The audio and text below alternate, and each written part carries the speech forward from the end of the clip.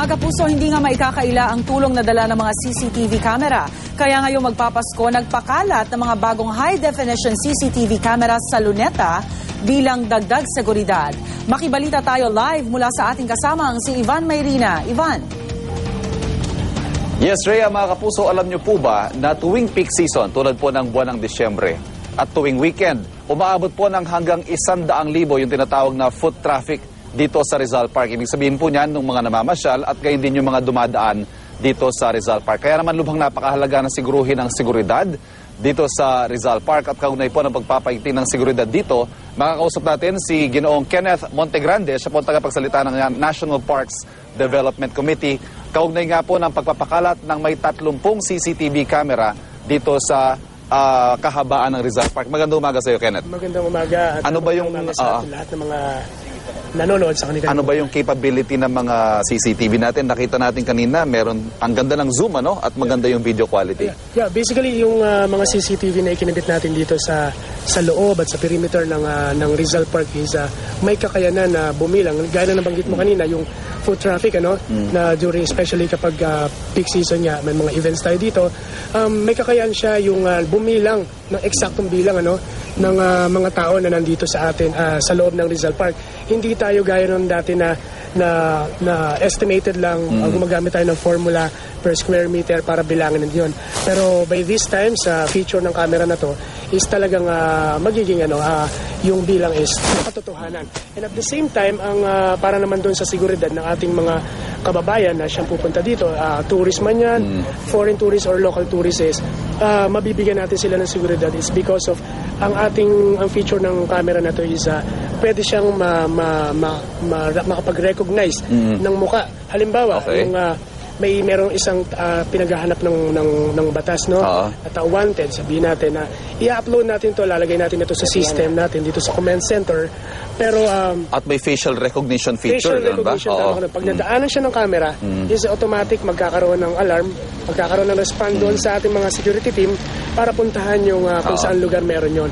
And at ito Kenneth, designed to work in conjunction, ibig sabihin meron pa tong ibang kadikit na feature, yung sinasabi mo kanina na quick response system. Tama ka doon. Actually, ito sinisimula na rin ng National Parks Development Committee sa pangunguna nga ng ating Executive Director Juliet Villegas na ipinakakabit niya na yung quick response system. Parang ito yung isang buton sa bawat mga poste natin sa loob ng Rizal Park. Pipindutin lang ito ng isang park goers or kung sino man na kung sakali sa tingin nila sila ay nasa balag ng alanganin o yung sa paligid nila hindi sila safe, pag pinindot nila yon, tutunog din ulit yon doon sa ating command center. Right after nung pindutin yon, pag tunog nun, magkakaroon para makaresponde tayo agad ating mga security.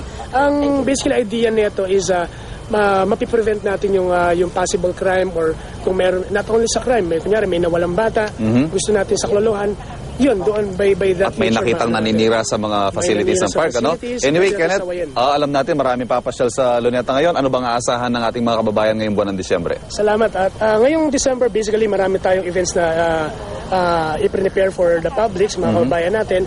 Ito yung Paskong Pinoy 2012 kung saan mula December 1 magkakaroon tayo ng event like yung masquerade, cosplay, December 1, alauna ng hapon. Sisimulan yan dito sa musical dancing fountain natin. And at the same time, meron tayong simbang gabi.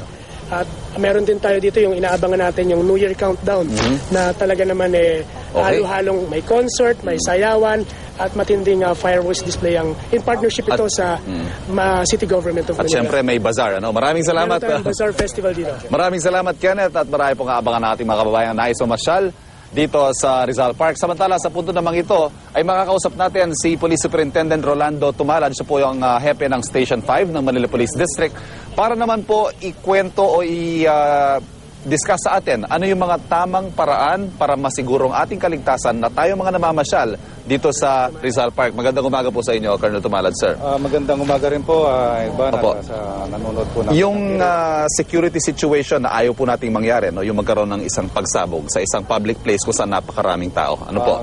Ang preparasyon po natin dito sa ganitong pagkakataon po at tayo po ay handa po rito at dito po sa magandang koordinasyon natin sa NPDC at ang Manila Police District ay meron po tayong kapulisan na naka-assign po rito.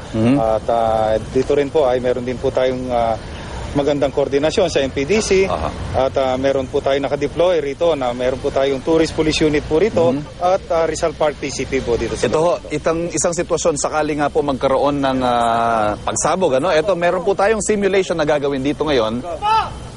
So dito po ay ang kailangan lang po natin ay maging kalmado po at kagaya po nung mga naano natin, nakikita natin na yung isang namuno ay nagkaroon po siya ng lakas loob na sumigaw. So siya po yung maglilid ng pag kung ganun pong may pagsabog at kailangan po niya ay maging nasabi ko maging kalmado at kumuha rin po sila ng safe na lugar para sa kaligtasan po at ilagay po nila yung kanilang kamay sa ulo nila para po maging ligtas po sila. At ang ating mga police po at security personnel, alam din naman po nila ang gagawin nila. Trained naman po ang mga tauhan natin sa mga ganitong sitwasyon. Tama po yan, Ivan. At bago po kami umano sa ganitong sitwasyon po, ay meron po kaming mga meron po kaming mga ginagawang karampatang training po dyan. Panghuli na lamang po siguro, ano ba ang dapat bantayan ng publiko sa kanilang pamamasyal? May mga bago po bang modus na dapat nating bantayan?